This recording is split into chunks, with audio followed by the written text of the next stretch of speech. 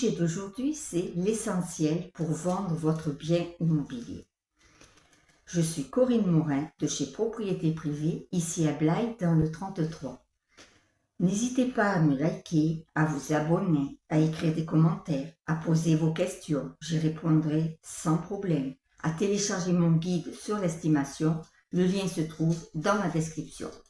Donc le sujet d'aujourd'hui, c'est l'essentiel pour vendre votre bien. Et oui, vous avez un projet immobilier, vous êtes muté, votre famille s'agrandit, vous êtes obligé de vendre votre bien, par obligation ou par envie, tout simplement.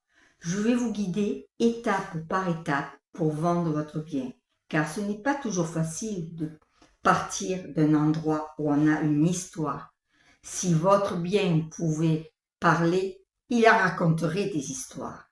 Eh bien moi, je vais vous aider à franchir le pas. Et c'est vrai que vendre seul, c'est toujours agréable, mais ça procure du stress. Et vendre avec un professionnel, il est là pour vous guider, vous apporter des réponses, des solutions. Alors n'hésitez pas, restez jusqu'au bout, je vais tout vous dévoiler. Chapitre 1, bien préparer sa vente. Avant de parler d'argent, d'annonces, de professionnels, tout commence par la préparation. C'est comme un entretien d'embauche. La première impression compte énormément. Faire un état des lieux honnête. Faites comme si vous étiez un acquéreur. Passez dans toutes les pièces de votre bien. Regardez du sol au plafond, du plafond au sol. N'hésitez pas. Regardez s'il faut refaire les peintures, ce qu'il y a à refaire, s'il y a. N'hésitez pas à prendre un papier et un stylo pour tout noter. Parce qu'à la fin, vous n'allez plus vous en rappeler. C'est normal. Réparez les petits défauts. Ça ne vous coûte pas grand-chose et ça peut apporter gros. Un robinet qui fuit, changez le joint. Une ampoule grillée, changez l'ampoule. Une poignée cassée, changez-la. Refaire une peinture. Ça vous coûtera quelques centaines d'euros. Mais à la fin, vous allez vous y retrouver. Trier et surtout désencombrer. Vos objets à vous, c'est votre histoire. Donc les futurs acquéreurs, eux, s'en fichent. Il faut dire les mots tels qu'ils sont. Donc n'hésitez pas à désencombrer. Vous les retrouverez dans votre futur chez vous.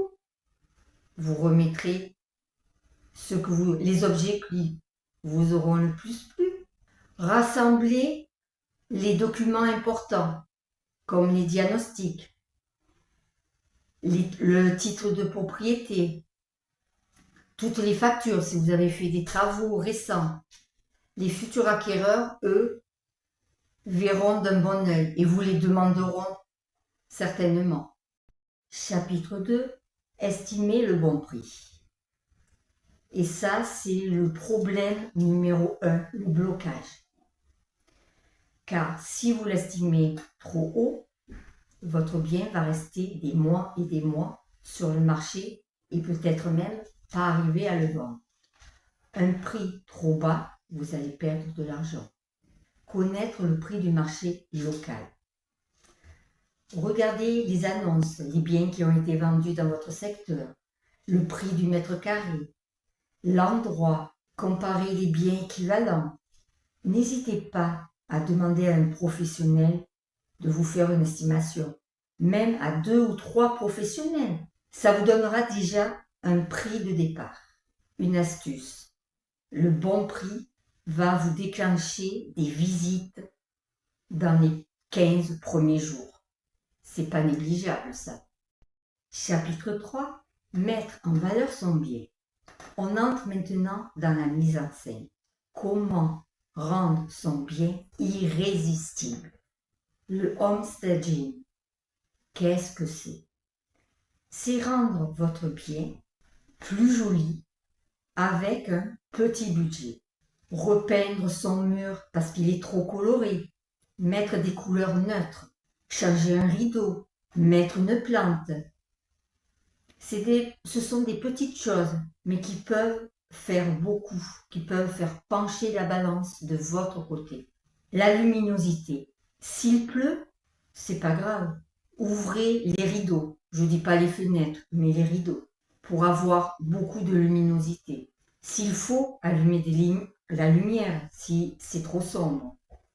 S'il fait beau, n'hésitez pas à ouvrir les volets, les fenêtres. Neutralisez votre déco. C'est votre déco à vous, je vous l'ai dit plus haut déjà. Ce n'est pas obligatoirement la déco que le futur acquéreur aura choisi. Alors n'hésitez surtout pas. Minimalisez votre déco. Les photos, ne les négligez surtout pas. Il y a une façon de faire des photos. D'ailleurs, mon prochain sujet, ce sera les photos professionnelles. Vous n'êtes pas sûr pour les photos, alors faites appel à un professionnel. Il vaut mieux payer un peu plus, vous le retrouverez à la fin. Il n'y a pas de souci. Et toujours prendre vos photos en format horizontal, jamais vertical. Ça vous fera de plus belles photos et plus grandes. Ça prendra plus d'espace. Chapitre 4. Diffusez efficacement votre annonce. Alors maintenant que l'estimation a été faite, que vous avez préparé votre bien, il y a l'annonce. Plusieurs sites sont disponibles pour les particuliers. Le Bon Coin, Se Loger, PAP et d'autres encore. Il y a aussi les réseaux sociaux. N'hésitez surtout pas. Beaucoup passent par les réseaux sociaux pour regarder les biens qui sont à la vente. Alors, pour la rédaction de votre annonce, il faut une annonce qui soit claire, précise et surtout honnête. Ne rentrez pas dans les détails s'il y a beaucoup de travaux. Vous marquez gros travaux et après, quand les acquéreurs vous appelleront, là, vous pourrez détailler tous les travaux à réaliser. Évitez les formules super à faire, etc. Alors, l'ordre des photos maintenant. Commencez par la pièce la plus belle, car ce sera votre photo vitrine. C'est plus souvent le salon, l'extérieur. Ensuite, continuez par la cuisine, les chambres. Si c'est une cuisine ouverte, votre réactivité. Oui. Une personne vous téléphone, vous n'êtes pas dispo, vous lui répondez, vous dites je vous téléphone à telle heure ou dans 5 minutes. Ou si vous n'avez pas répondu, l'acquéreur vous a laissé un message, répondez rapidement, soyez réactif, très important.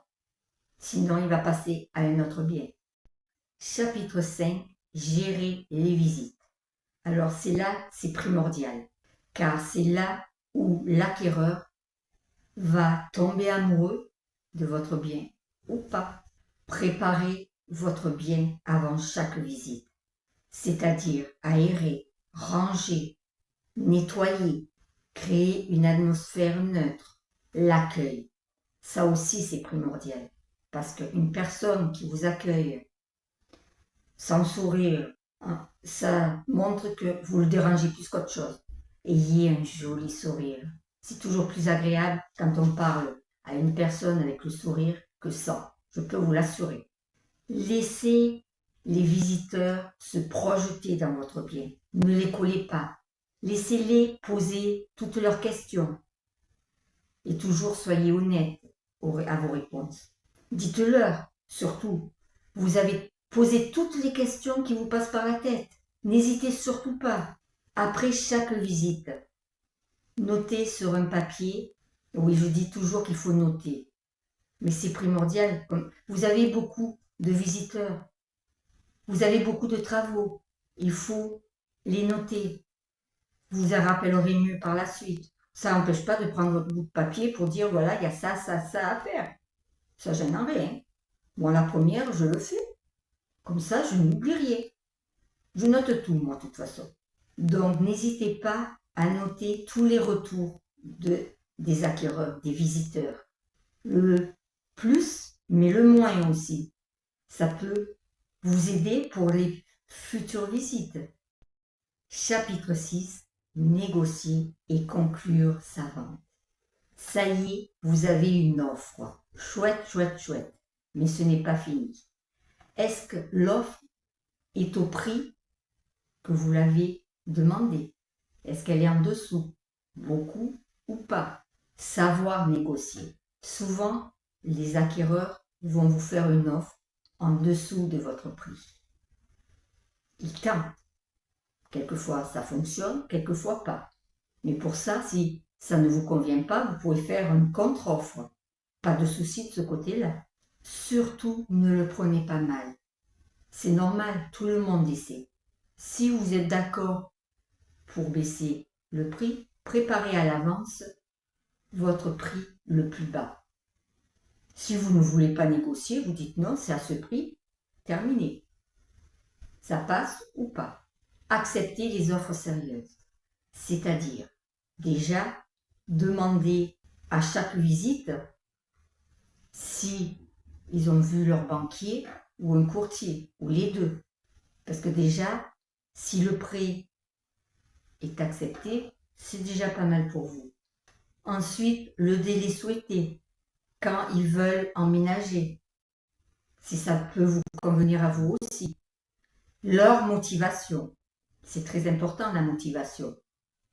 Vous le voyez de suite sur leur visage de toute façon. Pour une négociation, faites-le de face à face, pas par téléphone. Ils veulent vous en parler par téléphone, vous leur dites non.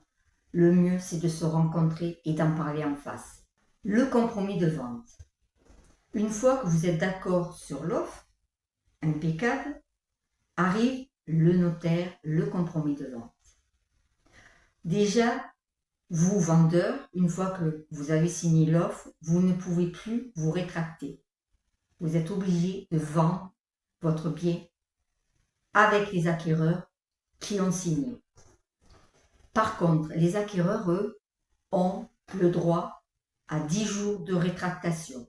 Une fois ces 10 jours passés, ils retournent à leur banque ou au courtier en disant « Voilà, nous avons ce bien à tel prix, donc on peut commencer à prévoir notre prêt immobilier. Il faut plusieurs mois pour le prêt, ainsi que le notaire, car il faut qu'il fasse aussi des recherches de son côté. Il faut des réponses de la mairie. Et ensuite vient, dans les 2-3 mois après la signature du compromis de vente, l'acte authentique. Ça y est, vous pouvez sortir ensuite le champagne. Surtout, prenez le temps, une fois l'acte authentique signé, prenez le temps de célébrer votre nouveau projet immobilier qui va pouvoir démarrer. En conclusion, vous l'avez bien vu que vendre un bien n'est pas facile. Vous avez du stress, vous êtes beaucoup plus impliqué, vous avez votre travail à côté, votre famille, votre nouveau projet. C'est pour ça, faites appel quand même à un professionnel. Il va vous aider, vous donner des conseils. Mais avec de la méthode, vous pouvez, j'en suis sûre, y arriver aussi. Mais je suis là pour vous. Je vous dis à bientôt pour une nouvelle vidéo. Ciao, ciao!